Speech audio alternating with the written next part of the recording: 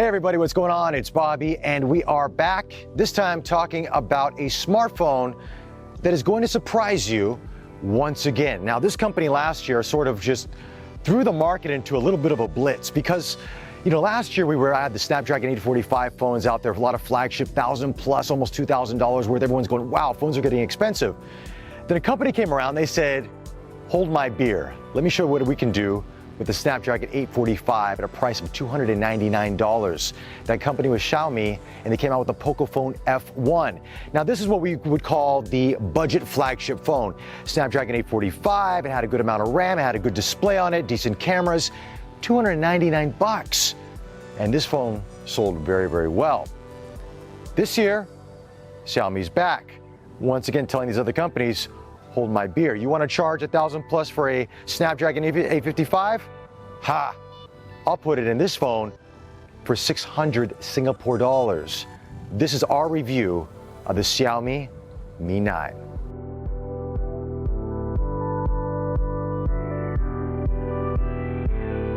All right, before we get into the specs of this phone, I do want to say that these are our thoughts and our thoughts only, meaning that Xiaomi has not paid us for this review. Nobody pays us unless we tell you. But anyway, let's talk about this phone, which is very surprising to me, honestly. You got a 6.39-inch AMOLED display on it. You got the Snapdragon 855 processor. You got the 640 Adreno in this. You've got 6 gigabytes of RAM, 128 gigabytes of onboard storage. You've got wireless charging, USB-C charging as well on this. I mean, you've got a 48 megapixel camera. You got triple cameras in the back. You got a 20 megapixel front-facing camera. What does this phone not have? Seriously, it's for 600 bucks. Singapore dollars, of course. US is about 400 for you guys. But anyway, when you look at the display, you've got that little notch in the middle. So the notch is still around, right? But it's reminiscent of that Huawei notch. So it's not in your face. It's just that little tiny micro notch. Okay, it's almost bezel-less. There's just a slight bezel around the display, but it's not much. You're not going to complain about it. There's no issues at all. And I like the fact that the display is flat. See that whole curvature display that we've got on Huawei and Samsung, which some people like and don't like? I'm not a big fan of it. Personally, I like a flat display, especially if I want to edit photos and if I want to touch or highlight text near the edge of the display.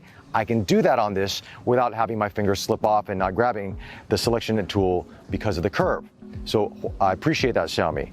Okay, but when we look to the back of this, you've got this beautiful piano black. Now, it comes in a variety of different colors.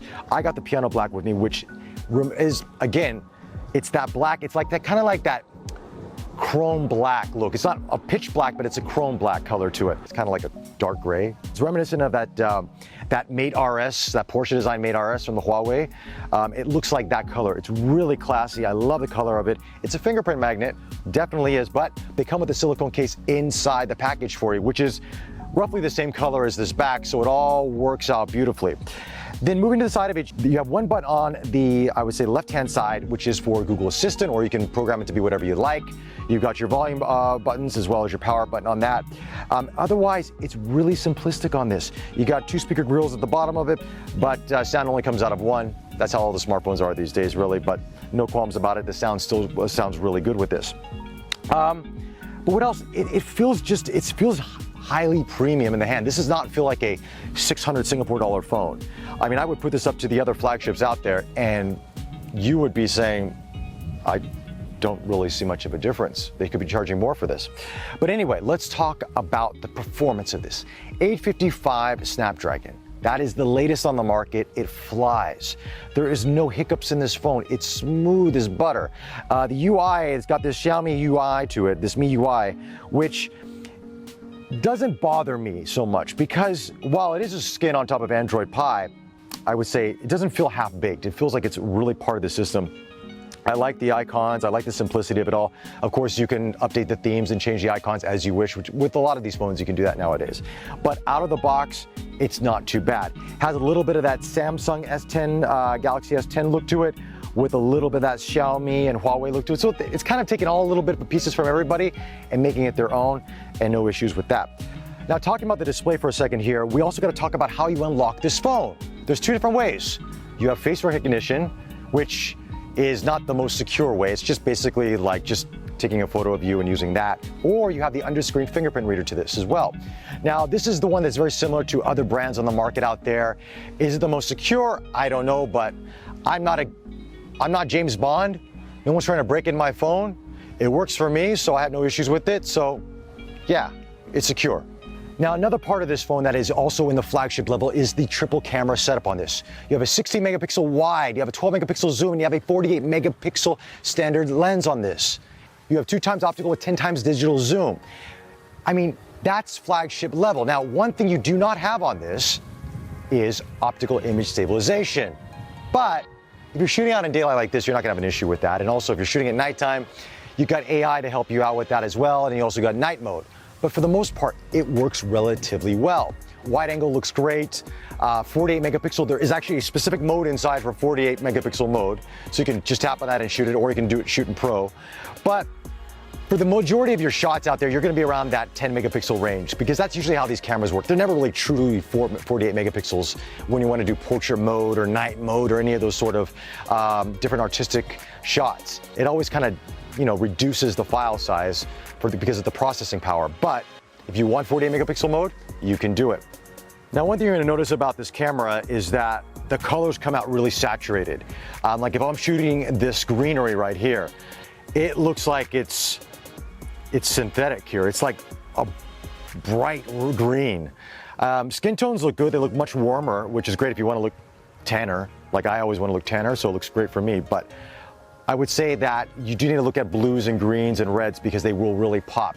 If that's too much for you, then you might need to do some post-editing on that. And the portrait mode is actually good. It actually cuts out the subject really well. Now, it doesn't have that time-of-flight lens to it, which other cameras have, but neither does the Pixel 3, and it takes really good portrait shots. So do we really need the time-of-flight camera, or is it just marketing? One of the features that impressed me on the Mi 9 was actually the selfie camera. Because nowadays we see a lot of these smartphone manufacturers come out with like 24 megapixel front-facing camera and whatever large size out there. And you're kind of going, okay, but when I take the photo, it doesn't really look that good. But the Xiaomi with 20 megapixels actually looks legit. You see a lot of detail in the beard, you see some pores in my skin, good skin tone color. Now, you do have to turn off all the beauty features, and they have a lot of them in this phone. But once you do that, you get a really natural, good-looking selfie that I would say can rival the Pixel. And that's saying a lot, because the Pixel is known for the best imaging out of any smartphone out there. And the Xiaomi with their selfie camera is right up there with them. All right, let's talk about the battery for a moment here. Now, we got a 3,300 milliamp battery to this. Now, that's not the largest out there compared to other flagships at 4,000 plus. But with Android Pie put into this and the way that it uses power, I'm not having any issues getting throughout a day with this phone. Plus, it has the fastest wireless charger on the market in wireless charging capabilities. 20-watt wireless charging. That's like 3 times the speed of an iPhone. Wired charger out of the box, wireless. That's impressive. And I've tried the wireless charging pad that comes from Xiaomi, and I'll tell you what, it works. It's really quick. So you know what? You're not gonna have any issues with battery with this phone at all. So to wrap up my thoughts on the Xiaomi Mi 9, honestly, this is a very impressive flagship phone. And it doesn't matter the price. Put that aside. From any company right here, this is right up there with the best of them. Now, of course, if you want the best camera on the market, you might look at another brand. Or if you say you want a larger display, you might look at another brand out there. But this has kind of the best of all worlds in it. This 6.39-inch display is really great. It's comfortable in the hands. If you have large hands, small hands, it works. It's pocketable. Like I said, battery life is decent on it. Its build quality is really beautiful. It's just an all-around solid phone. And it kind of brings you into a larger discussion about smartphones in the market nowadays. Now, there's a trend out there that people are saying that a lot of the smartphone manufacturers are losing sales and they're not selling as many units out there. And really, I see all these analysts on TV just trying to talk all different things, but really what it comes down to is price. It's not easy for a lot of people to afford a $1,500 to $2,000 smartphone nowadays. It just isn't. And when you see a phone like this with those same kind of specs for 600 Singapore dollars, about 400 US dollars, you kind of scratch your head thinking, come on guys, everybody needs to make a profit, but do you need to make that much profit? You could bring the price down a little bit, and I think a lot more people would buy into these phones out there. And Xiaomi is once again showing the smartphone market out there that yes, I can give you those flagship specs at a price that you can afford, and that is what I think of the Xiaomi Mi 9. Anyway, let me know your thoughts in the comment section below. Don't forget to subscribe to us on YouTube. We really appreciate your thoughts, your comments, all the love you've been giving us. We really do. Follow us on Facebook. Until the next one, take care.